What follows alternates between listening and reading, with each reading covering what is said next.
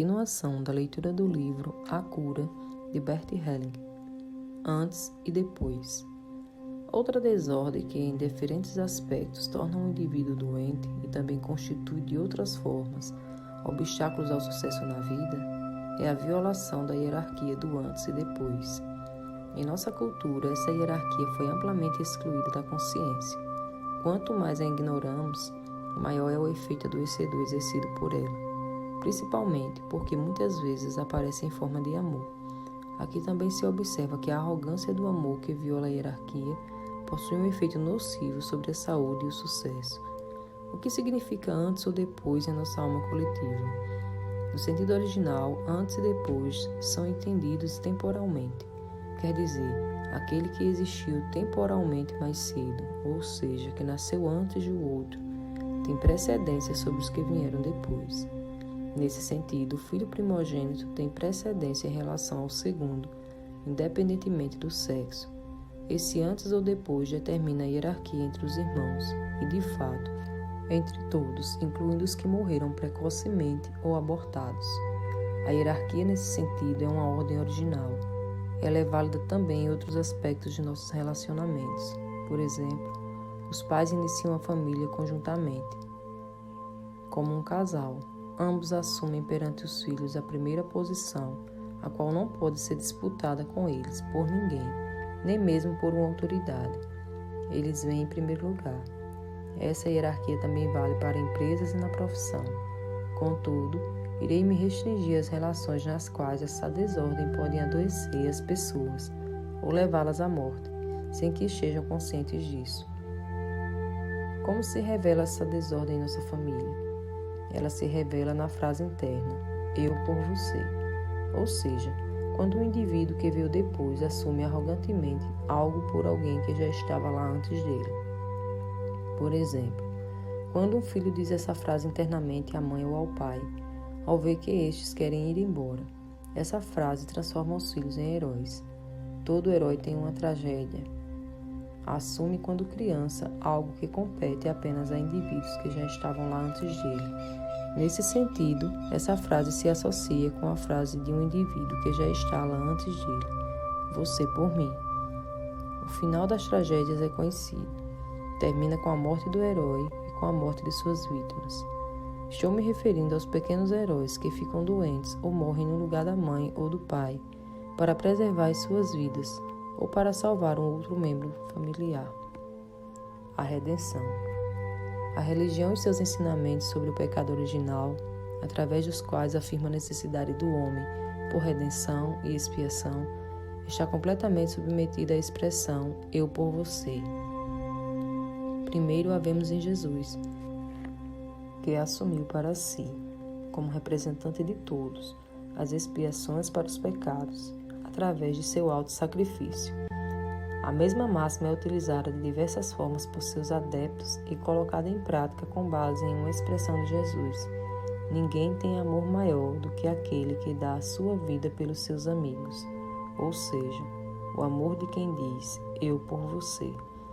Há quantos altos sacrifícios, quanta abnegação, quanto heroísmo, quanto sentimento de superioridade, e quantas doenças e mortes heróicas levou essa frase. Quantos se sacrificaram por essa frase? Não continuarei me aprofundando nessas conexões.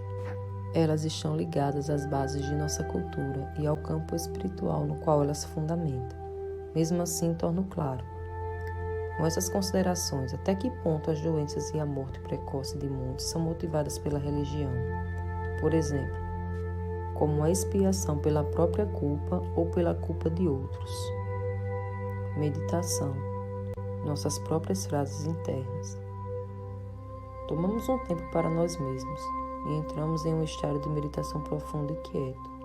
Ele é alcançado mais facilmente quando permanecemos no momento, como ele é, sem interferir, sem olhar para a frente ou para trás. Após alguns instantes, retornamos à nossa infância. Olhamos para situações nas quais nos preocupamos com a nossa mãe ou com o nosso pai. A preocupação principal de um filho é sempre se os pais irão permanecer, se irão embora ou se ficarão doentes ou morrer. Olhamos para essas situações com os olhos da criança que um dia fomos. O que acontecia em nossa alma? Como lidávamos com nossos medos? Havia uma frase interna que dizíamos: fizemos uma promessa a um poder maior, ou até mesmo um voto no sentido de: se você fizer com que eles fiquem, então eu irei. Tais frases são similares à frase: antes eu do que você. A pergunta é: o que sacrificamos em tal ocasião e o que estávamos dispostos a sacrificar como retribuição pela dávida de que a situação da mãe ou de um outro membro familiar melhorasse, permitindo-lhe permanecer conosco? Será que sacrificamos internamente algo de nossa saúde? Estávamos dispostos até a morrer? Como isso afetou nossa vida? Como passamos a nos relacionar com o nosso corpo? A pergunta é: como é possível desfazer essa promessa e essa frase?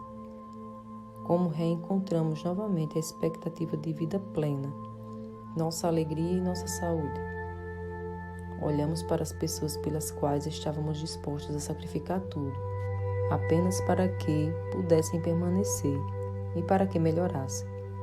Ajoelhamo-nos internamente, perante elas internamente e as olhamos.